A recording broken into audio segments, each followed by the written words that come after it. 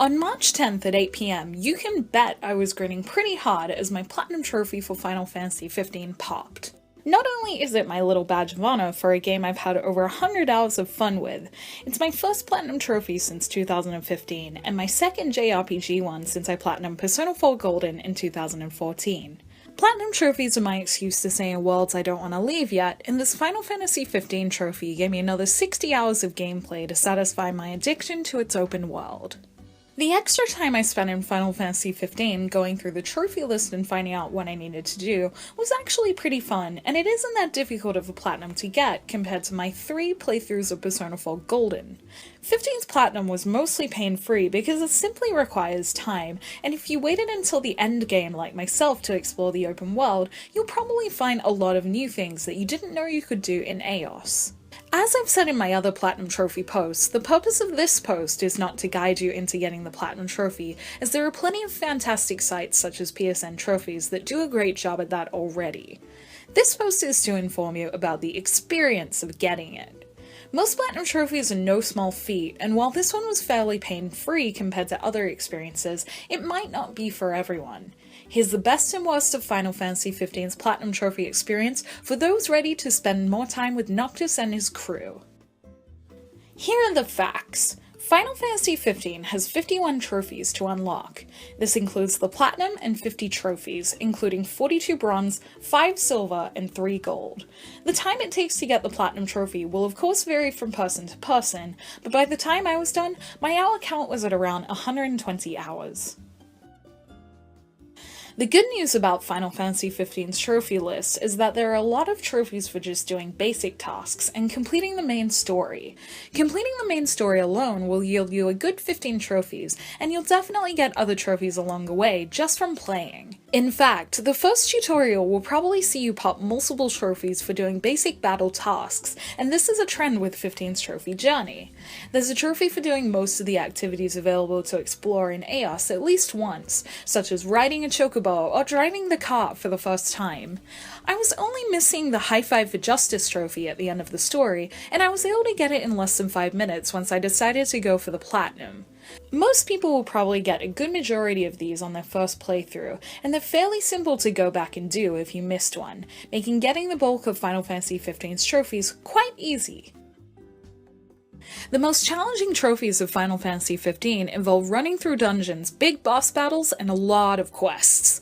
They'll require some leveling and healing items and are deserving enough of their gold and silver ranks. The toughest one for me was the Tortoise Toppler trophy, and I left it till last. Even with my characters at level 100, it took time and items, but the 30-minute battle that ensued had my tension levels at their peak because I didn't want to lose all that time for nothing and made winning feel damn good. The other hard trophy from this list was the Faithful Heir one that required a lot of dungeon crawling, but the dungeon battles weren't the hard part, it was more the amount of them and some of the maze-like areas that I definitely got a little lost in. As a fan of dungeon crawlers and recently games with a lot of exploration, I found this one enjoyable for the most part, but I may have referenced a guide or two for some of the more difficult dungeons. A certain tower comes to mind.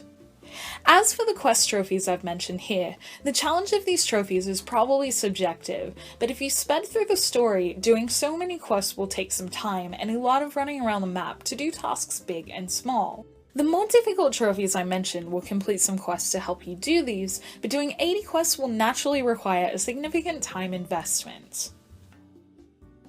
The quests listed here are not easy, not hard. They basically just require what most of Final Fantasy XV's trophies require: time.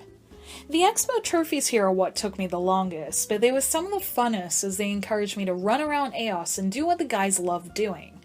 I found myself fishing and running around a lot for these, and the fishing risked grating on me towards the end. I feel lucky that at the time I was leveling up my fishing skill, the Moogle Chocobo Carnival was still around and had a nice atmosphere for fishing, as weird as that sounds. But for those without that luxury, probably the most annoying part of the Platinum Trophy, unless you love fishing, will be fishing. There are little tricks that I found that you can do to make Ignis and Prompto's skills a little easier to complete. I spammed Prompto's snapshot skill in battle, and you can camp many times in a row to get Ignis's cooking skill up much faster. I didn't find a secret to getting Noctis and Gladio's skills up faster, so if you did, feel free to leave a comment below. It's probably worth noting that I put two of the seemingly more difficult gold trophies here, rather than in the challenging part of this post. This is because I didn't think that they were that challenging, but they do require some leveling up, especially to get AP. I ended up liking unlocking ability nodes, particularly the combat ones, as I had no idea how many cool skills there were to unlock, and some of the posy teamwork moves the guys do now are really cool. As a Final Fantasy XV fan that's a completionist at heart, I had a lot of fun getting this Platinum Trophy, and I found it to mostly be a fun experience. I had about 60% of the trophies when I started my Platinum Trophy journey, and got myself up to around 80% mostly through quests. A lot of the Platinum Trophy goals are easy to combine for efficiency, which is good considering how overwhelming most Platinum Trophies can seem. For example, while trying to get 80 quests done for the Weaving a Tapestry trophy, I made sure to run to every quest to up Gladio's survival skill, fish out any rivers I found along the way, and camp a lot.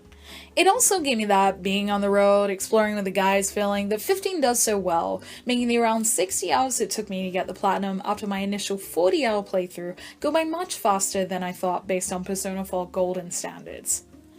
As with any platinum, if you're not addicted to or in love with the game you're platinuming, you're probably not going to love it. I'm in the group of people who did love 15, and I'm satisfied with the extra time I spent playing it. If you're like me and you loved the exploration and brotherhood aspect of 15, the Platinum Trophy is a fun way to get the most out of Final Fantasy XV's universe by meeting side quest characters, beating big bosses, and it's certainly not a bad way to kill time while waiting for the next piece of story DLC. Thank you for watching my video. Please let me know if you will platinum Final Fantasy XV, and let me know what was the last JRPG you platinum, because they're really hard to platinum. You can subscribe and like this video if you enjoyed it, and you can find me on Twitter, Facebook, and Instagram, all at JRPG Jungle, and most importantly, please have a look at the blog at jrpgjungle.blogspot.com. Thank you, bye!